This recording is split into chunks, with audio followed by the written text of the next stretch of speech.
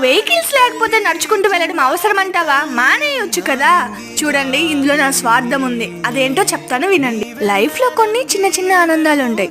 అవి మనం ఎందుకు తీర్చలేకపోతున్నామో అని పిల్లలకి తెలియదు కదా. మా అమ్మ నా కోసం చాక్లెట్స్ అండ్ డ్రెస్ తేలేదు అని చెప్పి మా చిన్న తల్లి ఎప్పుడూ బాధపడకూడదు. ఆ స్కూల్ హెడ్ మాస్టర్ అండి చాలా బాగా మాట్లాడతారు. బట్ మేమైతే ఒక మిస్టేక్ చేసాము. ఫస్ట్ క్లాస్ టీచర్ కి పిల్లలకి చాక్లెట్స్ ఇచ్చిన తర్వాత సార్కి అయితే ఇచ్చామన్నమాట. నేనైతే మర్చిపోయాను టోటల్ గా, ఫస్ట్ టైం కదా, సారీ సార్. స్వార్థం అని అన్నాను కదా, అదేంటి అంటే చిన్ని తల్లి లైఫ్ లో వెనక్కి తిరిగి చూసుకుంటే మొత్తం నేనే ఉండాలండి.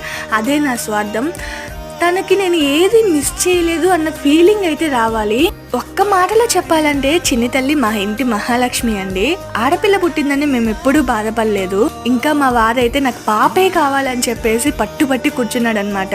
అందుకే అంటాను మా ఆయన బంగారం అని. ఇంతకీ మీ ఇంట్లో కూడా మహాలక్ష్మి ఉందే?